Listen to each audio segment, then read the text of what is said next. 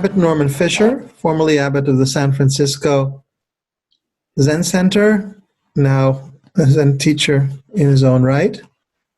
Is this appropriate for introducing you? That's pretty good. Good. Pleasure to be with you this midnight for me, 2 p.m. for you, talking from the Bay Area. So, we've just been chatting before we began this recording about the corona situation. How has this affected you? Obviously, you're in lockdown or stuck in home. That's not what I'm asking about, but spiritually, for yourself, for your community, what challenges has this brought you away? What have you had to deal with? Well, it makes me a lot more quiet. I mean, I'm usually very involved with people face to face. So I do a lot of, I have communities that I'm associated with in different parts of the West Coast and also other parts of the world. So I'm always going to visit those other communities and be with the people in those communities, and lots of communication around that. So now I'm very quiet, and I appreciate that. It's nice. Everyone tells me that their work has shifted from real to virtual, that they're not practicing everything on Zoom. You're the first person who isn't telling me that line. How come? Well, I am doing some things on Zoom, but doing things on Zoom is simpler, right? Because I don't have to pack my bag and drive to the airport and or travel in a car. So something that might have taken me 4 hours now takes me 2 hours. And I'm not doing as much. I'm not some of my events I'm not doing, canceled them. Others I am doing on Zoom. So and I'm very intentionally trying not to fill my calendar with online meetings. A little bit of Zoom goes a long way for me. I appreciate Zoom, and it's good to stay in touch through Zoom, but I really think this is the time to be quiet, because I've been for a long time disturbed by the rushing around that we're all doing. There's a kind of almost like, to me, it's almost like a desperate sense of denial. Let's keep as busy as possible so that we don't have to feel what is going on in the world. And even, especially if we're going to keep busy, as many of my friends keep busy doing good stuff, right? Stuff that is not destructive but good. Let's keep as busy as possible doing good. And I think there's a sense of covering up deeper feelings. So I'm happy to not cover up those feelings and just be with them, marinate in them. So what's coming up for you? Yeah. What is coming up for you? Well, I tell you, the strange paradox that has always been the case, but now it's just being here quietly in a very pleasant situation, right? I'm used to solitude. I'm not alone. I live with my wife, so we spend, she's alone for a while doing what she's doing. I'm doing what I'm doing. We can come together. So in other words, I'm very happy. I'm doing really well. I'm actually better off than I usually am, right?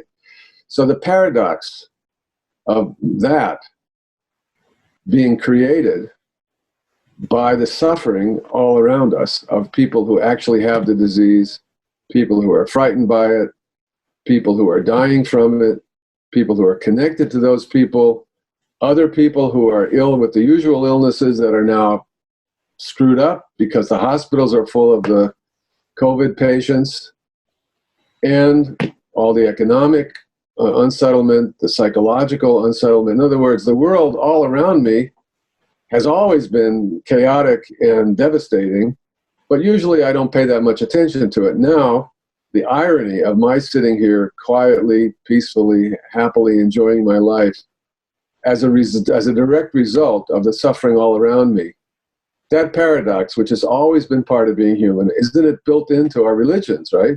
The idea that we should pay attention to the suffering of the world is like the central idea from Judaism on through the Abrahamic religions. That, which was always the idea, now becomes like the paradox of that, and the pain of that becomes crushingly a part of every single moment. So how do you channel that? Well, mostly for me, I'm a poet actually. I'm probably was a poet before I began my practice of Zen. And I've continued with that my whole life. So I'm really writing a lot of poetry and expressing it through my writing, but also just in my meditation and my being quiet and I am communicating with friends. I'm communicating with you right now. So I'm communicating this to people and talking about it. But I think it's, I hope and I believe it brings about some kind of difference, because I think it's an inescapable reality now. For instance, I've been arguing for many years that there is no difference between self-interest and altruism, because the best thing that I can do for myself is to take care of the people I love and everyone else, because if I'm kind and loving to everyone else, I have a beautiful world, right? So, and it's short-sighted for me to think that I have to grab something from someone else to help myself, because in the end, I only make nightmares for myself when I have something I need to protect. So this has always been spiritually true. But now you read the paper, it's kind of like they say, wear a mask for others. Protect yourself for others. Don't you get sick, because if you get sick, others are going to get sick. Others are going to have to care for you. You're going to be a person clogging up the hospitals. Don't do that to other people. Take care of yourself for other people. Everyone is saying this. It's very obvious, but now it's becoming, like a fact of daily life. And so I'm hoping that somehow or other this lesson won't be lost on us. And I could imagine and wish for many, many things being different after this is over. But at the same time, probably everybody wants to just go back to normal, with quotations around the word normal, because what kind of normal have we been living for the last 150 years anyway?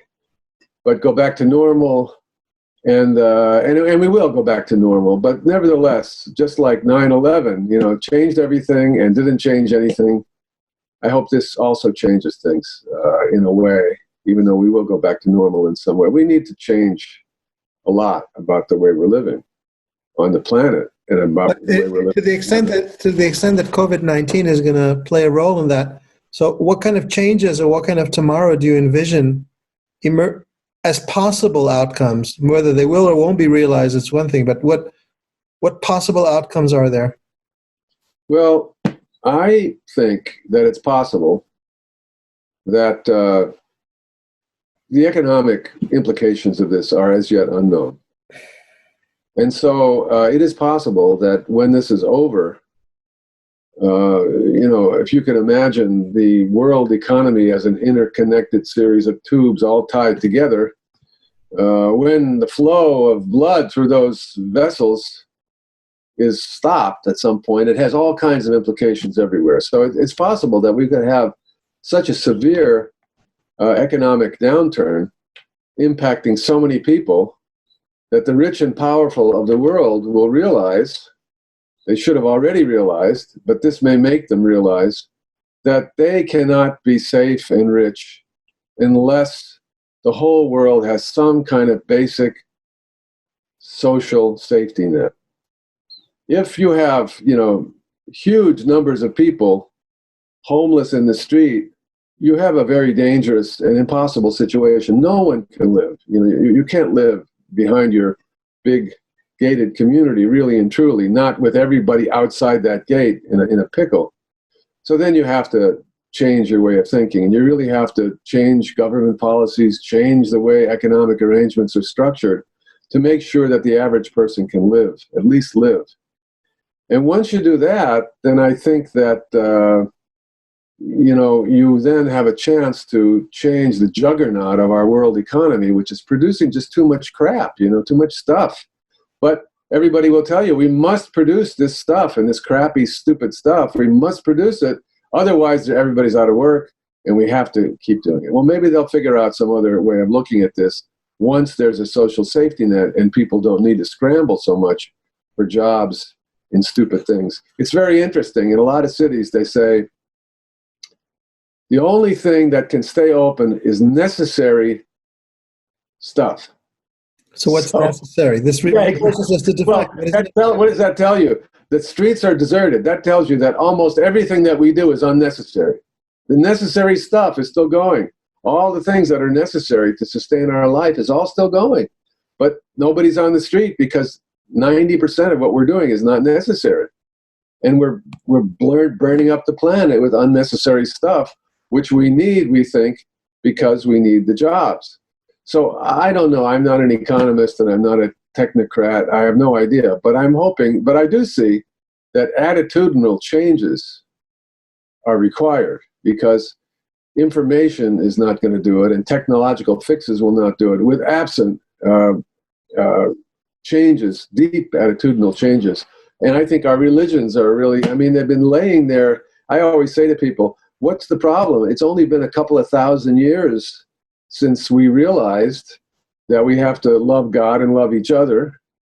We've only been working on this for a few thousand years. Before that, we were just like pillaging and conquering, you know. I mean, we're still far from compassionate, but we're getting there. It's only been a few thousand years, right? So I think now this is maybe, I hope it's a big leap. It's a big leap in the ongoing process of justice and compassion, because it's now a survival issue, right? I mean, not only with the COVID will be over, but the environmental crisis will not be over. So I want to take one step back to you sitting in the hub of your security, torn by the conflicting impulses of, on the one hand, caring for the others, but benefiting from their suffering, and that paradox you spoke about. So you have a certain wisdom that you've gained through decades, actually centuries, because you started practicing last century, I suppose millennia then, of last millennium and this one. So through millennia of century, because you're talking thousands of years, yes. So you've been practicing now for I guess probably for 40 years. I don't know how many years you've been sitting. 40 or 50, yeah, somewhere between 40 and 50, yeah. 40 or 50 years, yeah, same here. Not Zen, but still. So you've been sitting there, you've gained a certain wisdom. So let's think about how that wisdom, so we've heard some of that wisdom just expressed in how you view life, necessity, priority, people. But let's look at some of how you can apply that wisdom to some of the concrete situations that people are facing now. So one of the big ones is fear. There's a lot of fear in people's minds. Before we started the recording, I mentioned to you, I was just on talk to people with Michigan. They're scared, you know. Woman says already, there's 3 people around me, and you know we're going to be the next New York, and you never know who's going to get hit next. What message from your spiritual experience / tradition can you bring to bear on this notion of fear, even as you sit in the midst of the always relative security of your home? Yeah. Well, I think that the first thing is that fear has a very bad name, right? So right away you say, I'm afraid. The automatic response is, I gotta deal with my fear. I've got to get rid of my fear. I've got to stop being afraid. This fear is very uncomfortable. What am I going to do about it? And I think the first step is to recognize that fear is a normal and important human response to difficult conditions. You have to be friends with your fear. You have to accept your fear. In effect, you have to say that in times of fearful times, fear is part of my spiritual practice. I have to practice with my fear. Oh, teach us how to do that. So, yeah. So on a subtle level, you can actually, even if someone were listening now and they could do this, they could turn within themselves for a moment. Just be quiet and turn within themselves for a moment and feel the impulse of fearfulness, which I think we all are feeling right now. And then noticing very intimately and closely how right where that impulse exists in you, maybe it's in your belly. A lot of people feel fear in their stomach.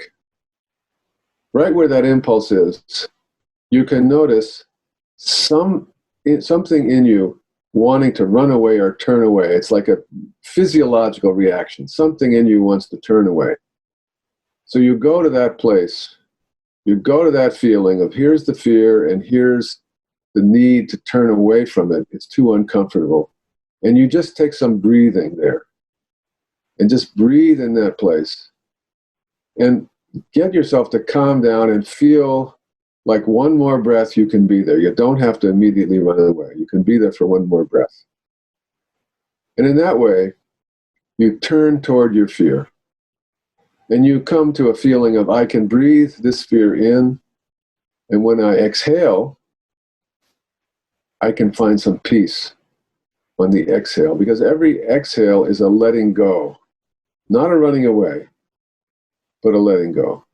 So in this way, breath by breath, I can train myself to be flush with my fear and process it. It doesn't make it go away, because the next moment after I exhale comes another moment of fear. But I can process this fear. I can get comfortable with it.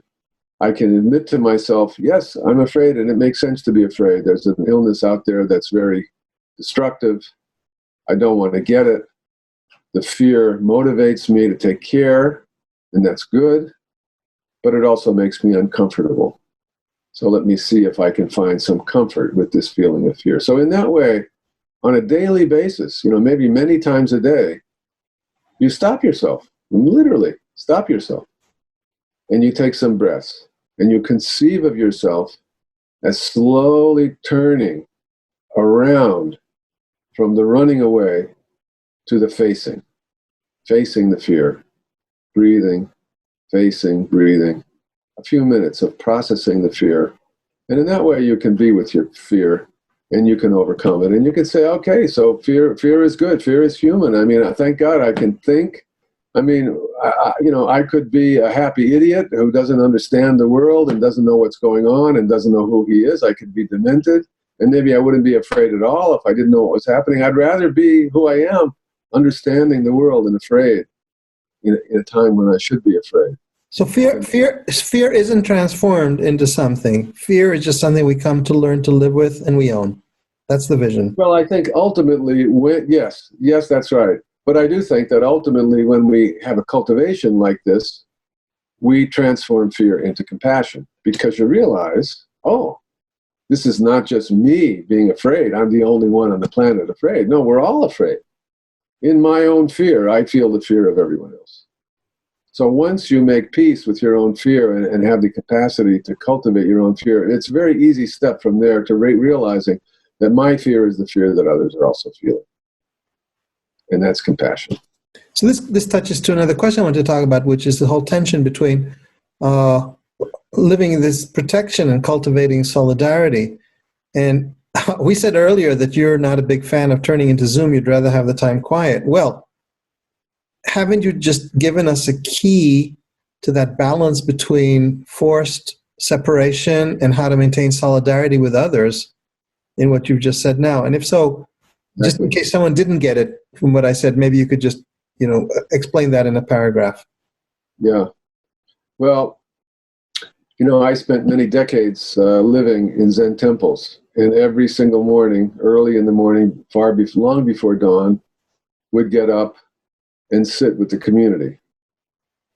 That was my life for 20 or 25 years. And now I live really in what amounts to a hermitage with my wife. And so we sit together, or if she doesn't get up, I sit alone. And I'm no longer sitting on a daily basis with the community. But I am sitting with a community. I'm sitting with a very big community, because in my breath and in my body, just like in my fear, in my thinking, in my language, everybody is there. So I really don't feel lonely in my hermitage, because I am sitting with everybody.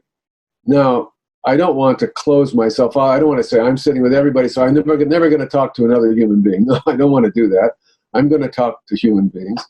But I don't want to think that a moment not spent with another human being is a moment of my being alone. I think in my solitude, in my aloneness, in the depth of it, I'm really finding everyone else there.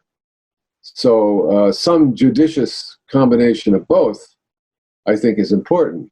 If I'm going to be there for somebody else, I have to find that person and all people in my own solitude. Then I can really offer something to that person. If I'm just running around and running around and running around, and my thoughts and words are on automatic pilot because I'm running around so much, in fact, I'm not really with other people in the way that I would rather be with other people, having more to give and more to share and more space inside to take in the other person. So that's how I look at it. So that's why I don't want to be all over the place on Zoom. Now, having said that, I'm not necessarily recommending that. The reason I'm not recommending that is because I really admire, I have a lot of friends who are 24/7 on Zoom and are all the time communicating and doing things, maybe like you, to help other people. So I admire that. I keep Shabbos. I'm not doing 24/7. It's almost 24/6, 24/6. Right? Yeah. Yeah, thank God there's Shabbos, right? Here, there's no Shabbos, right? There really is 24/7 here. Yeah. Yeah, but right. So I admire that, and I don't have any any critique of that at all. I'm really talking about myself and my own needs and the way that I practice and live, which I think is. But let's continue the exercise for a second, because you gave a fantastic exercise of facing the fear, not running from the fear. So take us to the next level of, even through this exercise, of how to then being in that space and being alone at the same time, reaching out and being connected and at one with others and expressing solidarity and growing it into compassion. Because people can then listen to this and take those snippets and sit with them. Mm-hmm. Yes. So the next step, then, first, it's not easy, actually, and people should not be discouraged when they find that it's difficult to do this, or even get to quite understand what I'm talking about, because the impulse to run away from the fear is so ingrained, it almost seems to be a part of the fear itself. It's hard to see that there's two things going on. One is the visceral feeling of fear, and the other is the almost immediate reaction to the fear of wanting to escape it. When we say I'm afraid, what we mean is I'm feeling those two things together. So what I'm asking a person to do here is slow down and go within and use the breath to separate out the unpleasant feeling of fear from the immediate impulse to run away. It's hard to do. Once you can figure out how to do that once, then it's easier. Then you can do it little by little by little. Now, when you can do that, the next thing is to be able to explore a little more peacefully, a little more calmly, the fear itself. And you realize two things about it. First, it's my organism's natural impulse to protect itself, and that's good. Life is good. I want to be alive. My fear is good. And the second thing you notice is it's not really my fear. It's human fear. It's a feeling that human beings feel. It's a feeling that every human being feels. And so I'm grateful for it because it connects me to other human beings. So then you are contemplating the nature of the fear and the way in which the fear is something shared among us as human beings. And that's how the compassionate part comes. So you depersonalize, and through the depersonalization, you're able to reach out beyond yourself to that collectivity of people, all of whom share that quality, all of whom suffer together, and through that, you open up to them in compassion. Yes, except I would say it differently, and I think the difference in the way I would say it, for me anyway, is important. I would not say depersonalize. I would say make it more truly personal. because to depersonalize, to me, that language sets me as a person to one side. And I think I want to carry my whole personhood into my life and into my sharing with others. So I think that when I can do this with fear and really feel the fear at this level, I think I'm becoming more the person that I am, rather than setting the person that I am aside and depersonalizing. So for me, that linguistic difference is really important, because we make these spiritual experiences, as we know from coming from a tradition that is based on text. The words matter. They do matter. They condition the spiritual experience. So for me, I would say not depersonalize, but I would say make more truly and more deeply personal. And I'm thinking here of a quotation that I repeated so many times that I'm no longer sure that it actually is Levinas who said this. But I always say, because I don't know where I got it from, but I always say, Levinas says, God is personal because we are persons. And that's why there's a personal God, because personal God seems so philosophically weak, But Levinas says, no, God is personal because we are persons. And so in this way, when we fully become the persons that we are, I think we become closer to one another, closer to the other, in Levinas's way of looking at things. And therefore, to me, God is all in that whole move. God, the personal God, is there in my personhood. Thank you for that clarification. So, walk us then to the next step in what is emerging as a kind of spontaneous meditation training. How does through this compassion teach me deeper about broader solidarity and broader interconnectivity of all things?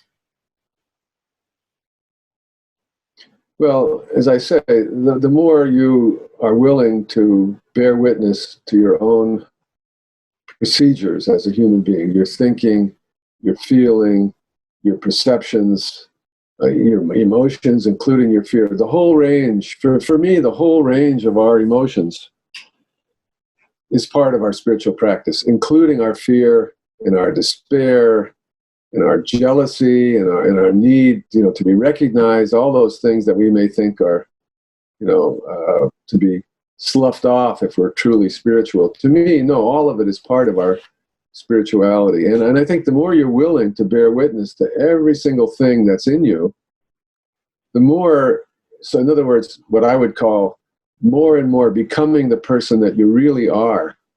And I think that most of us censor the persons that we really are, because we have a list of qualities that we want to have and a list of qualities that we don't want to have. So we tend to censor ourselves, either criticizing ourselves or even not even noticing a lot of what's in us because we don't find it acceptable. But once we are willing to accept the whole range of whatever it is we feel as an ongoing process of feeling and perception and thinking, I think there we realize, we are in a flow with every other human being who is feeling all these same things, Every human being is feeling what I am feeling. In my feeling right now is the feeling of every other human being. In my thinking right now is the thinking of every other human being. I'm not thinking my own thoughts. How could I be thinking my own thoughts? I'm thinking the thoughts of every other human being who's ever had the thoughts. I'm thinking the thoughts, literally, of my parents and my grandparents and their parents and grandparents. We read Torah because we're thinking these thoughts today still, we know that. Every parsha, you think, oh my God, that's what I'm thinking. Because we're all, so in other words, we bear witness to ourselves in our deepest sense of personhood. And in that, we cannot help but put ourselves in a process where we love one another. We recognize, even in the murderer, even in the horrible person, yes, I know that person. It's in my process as well. This is in all of us. So it took me only, I'm a regular person for Yom Kippur. It took me until maybe 10 years ago. I used to say, the Al-Kheit and all these things, and I used to say, the confession prayer. Yeah. I used to say, I'm not perfect. God knows I'm not perfect, but I'm not this and I'm not that. This whole list of things that we're reading. I don't know why I'm reading this list because, I'm not that bad. The things that I do are more subtle. I should have my own list. This is not a list for me. About 10 years ago, it occurred to me, wait a minute. If anybody is now or ever has done these things, I am also doing them. This is my list, actually. It's my list. I feel, horrible and mortified for these things that are my actions as well as the actions of others. So I think you feel that way. It's not something that I talked myself into. I just came to feel it at a certain point because of, my practice of many, many years of just paying attention to my own life and trying to live it. You've just said, there are two dimensions here. I don't want to say horizontal and vertical because usually that's in relation to human relations versus God, but there's one dimension which is expanding to all the other people out there and knowing that we all share that humanity, and if they do something, then I do it, and therefore not only is their suffering mine, but also their sinfulness is mine. That's the extension you just made, right? Because we started out with suffering and anxiety, but now we've extended it to the capacity to do wrong because it's also part of me. But you've actually gone transgenerationally. You're saying whatever has happened in previous generations is mine. Actually, the Jewish prayer for repentance is, we and our forefathers have sinned. Now, it's very easy to put the blame on them. Okay, they sinned, so now I'm carrying that in myself. But it's really one continuity of being across the generations. So you're saying, when that full awareness of who I am and where I'm positioned is, you expand in multiple dimensions, also going back in time. Mm-hmm. Yes, right. It knows no time. Every moment of thought knows no time. Yeah. So how with all this do we go back to the corona moment, even though we've addressed many of those fears, and say, I am here now looking at the corona, and in my awareness, I make room for. Yeah. Well, what I've been doing lately is I've been praying every morning.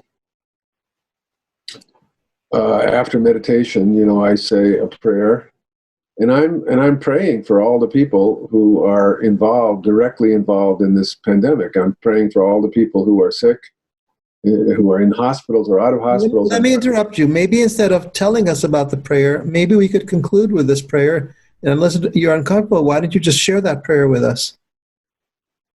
Sure. Well, the way I do this prayer is I say the Shema. Okay.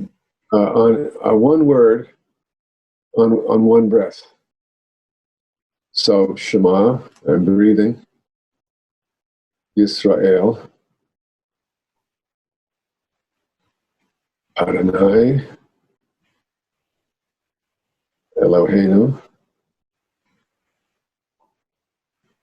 Adonai. Echad. And if in my saying that my mind should wander on one of the words, I start over again until I can go through all 6 words with just paying attention on one breath. And then I say, Baruch Shem Kavod. And then I recite the V'ahavta. And then after I recite, and then I say in English, because I don't understand Hebrew.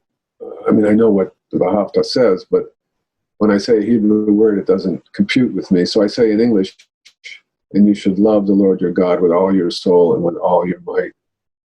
And these words that I give you today should be on your heart. And I say all that in English and in Hebrew. And I'm really, after meditating for half an hour or so, I'm really ready to put my heart into those words. And then I say, may the God of our people, God of Abraham, Yitzchak, and Yaakov, God of Sarah, Rivka, Leah, and Rachel, God of my parents and their parents, God of our families, God of our people, please bless and care for all of those people on this planet Earth who are suffering from the coronavirus, all those in hospitals and out of hospitals, all those in recovery and just entering the illness, for all the caregivers and their helpers, the doctors and nurses, the first responders to support people in the hospital, and for all those who are putting themselves in jeopardy by still working to provide us with food and all that we need. Please, God, bless and care for those people. Take good care of them. May they receive everything they need from you for their journey. And then I go on from there every day to have a personal list of friends and relatives. I bless my family, my wife and children and their children, and all of that. And so in that way, every day, I stay in touch with everybody. And like that. Beautiful. Abbot Norman Fischer, growing out of his Zen practice and incorporating his Jewish tradition in such an inspiring way that has provided us with an example for all those who will get to watch this interview of specific instances and broader patterns of thinking and orientation that can guide people as they make their way through this particular crisis, and then more broadly through the crisis that is life itself as we continue to work through it for our own spiritual evolution. Thank you very much. I'm very grateful for this profound and Thank you, Lawrence. It's so sweet to see you. Because of Zoom, we see each other. If we didn't have the COVID, we would always be playing phone tag for the rest of our lives. So it's very nice, a big benefit.